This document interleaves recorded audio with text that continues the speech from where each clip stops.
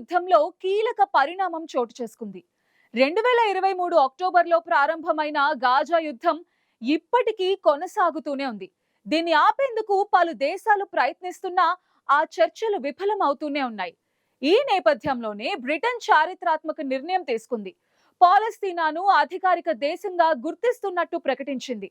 అయితే దీనిపై America, Israel అభ్యంతరం వ్యక్తం చేసినా బ్రిటన్ మాత్రం వెనక్కి తగ్గేది లేదని స్పష్టం చేసింది.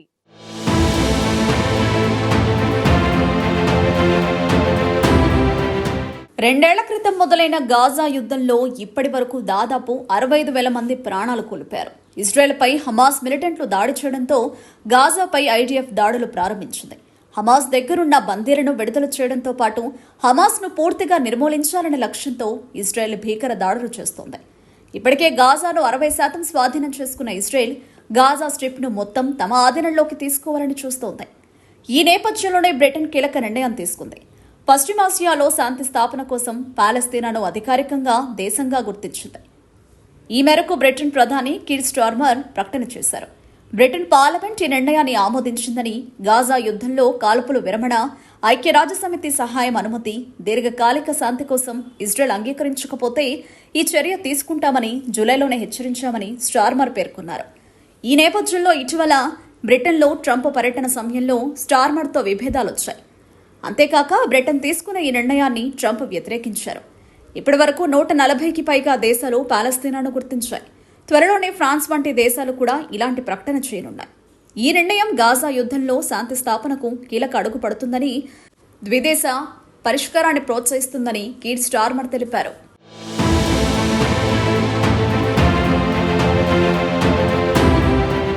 ద్విదేశ పరిష్కారం అంటే ఇజ్రాయెల్, పాలస్తీనా రెండూ కూడా స్వతంత్ర దేశాలుగా ఉండాలని బ్రిటన్ పేర్కొంది. ఈ పరిష్కారం 1947లో ఐక్యరాజ్యసమితి రెజల్యూషన్ 181లో మొదట ప్రతిపాదించారు. ఇది పాలస్తీనా భూభాగాన్ని ఇజ్రాయెల్, పాలస్తీనా రెండు దేశాలుగా విభజించాలని సూచిస్తుంది. ఈ పరిష్కారంలో జెరూసలంను అంతర్జాతీయ నగరంగా చేయాలని, పాలస్తీనాకు వెస్ట్ బ్యాంక్, గాజా స్ట్రిప్ అందించాలని ప్రతిపాదన ఉంది. ఈ పరిష్కారం ఇజ్రాయెల్ భద్రత, పాలస్తీనా స్వాతంత్ర్యాన్ని సమతుల్యం చేస్తుంది. ఈ పరిష్కారానికి పలు దేశాలు మద్దతిచ్చాయి. అయితే ఇజ్రాయెల్ సెటిల్మెంట్లు, సరిహద్దు వివాదాలు, జెరూసలం స్టేటస్ వంటి సమస్యలు ఈ పరిష్కారాన్ని అడ్డుకుంటున్నాయి. అయితే ఇప్పటికే 40 దేశాలు అధికారికంగా పాలస్తీనాను దేశంగా గుర్తించగా ఇప్పుడు బ్రిటన్ కూడా గుర్తించడంతో శాంతి చర్చలకు మార్గం సుగమం చేస్తుందని విశ్లేషకులు భావిస్తున్నారు. అయితే ట్రంప్ మాత్రం ఈ నిర్ణయాన్ని వ్యతిరేకిస్తున్నారు. ఇప్పటికే ట్రంప్ గాజాను రియల్ ఎస్టేట్ సైట్గా చేయాలని, అందుకోసం ఒక వీడియోను కూడా విడుదల చేశారు. దీంతో ట్రంప్ పాలస్తీనాను దేశంగా గుర్తిస్తే తమ ప్రభావం తగ్గుతుందని ఆందోళన వ్యక్తం చేస్తున్నారు.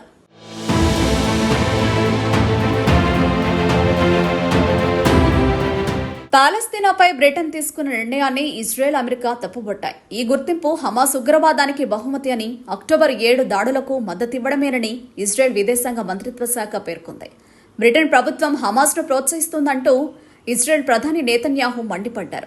ఇక America state department spokes person Matthew Miller ఈ నిర్ణయం ఇజ్రాయెల్ భద్రతకు ముప్పుగా పేర్కొన్నారు.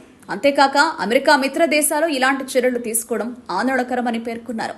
ట్రంప్ బ్రిటన్ పర్యటన సమయంలో స్టార్మర్తో విభేదాలు వ్యక్తం చేశారు. ఈ నిర్ణయం అమెరికా బ్రిటన్ సంబంధాలపైన ప్రభావం చూపిస్తుందని ట్రంప్ హెచ్చరించారు. ఇప్పటికే కెనడా, ఆస్ట్రేలియాలు అధికారికంగా పాలస్తీనాను దేశంగా గుర్తించాయి. పశ్చిమాసియాలో శాంతి ప్రక్రియకు ఈ నిర్ణయం కీలకమని ఆస్ట్రేలియా ప్రధాని యాంటోనీ ఆల్బనీస్ పేర్కొన్నారు. త్వరలోనే తాము కూడా పాలస్తీనాను దేశంగా గుర్తిస్తామని ఫ్రాన్స్ ప్రధాని ఇమాన్యుయల్ మాక్రాన్ ప్రకటించారు. ఇలా ఒకేసారి ప్రపంచ దేశాలు పాలస్తీనాను దేశంగా గుర్తిస్తుండటంతో అటు అమెరికా, ఇజ్రాయెల్పై ఒత్తిడిని పెంచుతున్నాయి.